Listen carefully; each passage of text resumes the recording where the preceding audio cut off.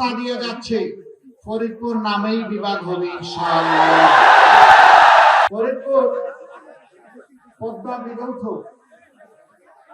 একটি ঐতিহ্যবাহী জেলা। এই জেলার জন্ম গতকাল হয় নাই, এই জেলার জন্ম হয়েছে যুজন আগে।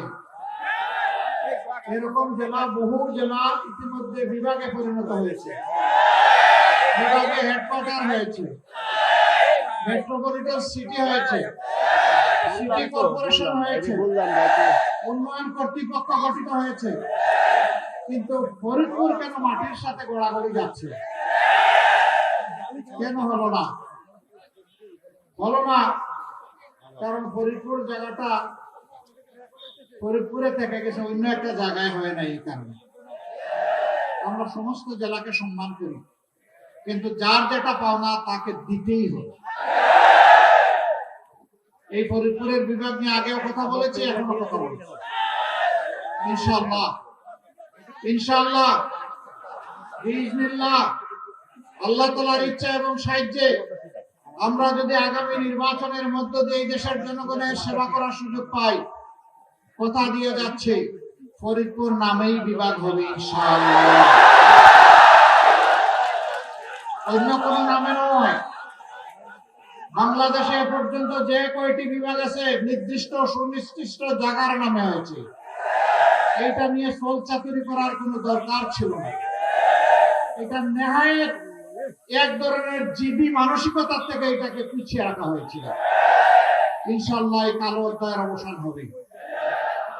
এই ফরিদপুর বিভাগ হওয়ার সাথে সাথে ফরিদপুরকে কেন্দ্র করে সিটি কর্পোরেশন হবে, মেট্রোপলিটন সিটি হবে, উন্নয়ন কর্তৃপক্ষ গঠিত হবে ইনশাআল্লাহ। এখন বলবেন যে জেলার কি হবে? অবশ্যই নদী আল্লাহ তাআলার নিয়ামত, কিন্তু সেই নদীগুলোকে হত্যা করে কঙ্কাল এবং মরুভূমি বানানো হয়েছে। আমরা সেই নদীগুলোতে প্রাণ ফিরিয়ে আনতে চাই। আমাদের উন্নয়ন কর্মকাণ্ডের যদি আল্লাহ আমাদেরকে সুযোগ দেন, অন্যতম প্রধান অগ্রাধিকার হবে নদীগুলা জীবন ফিরিয়ে দেওয়া। নদীর জীবন যদি ফিরিয়ে আসে, বাংলাদেশের জীবন ফিরে আসবে।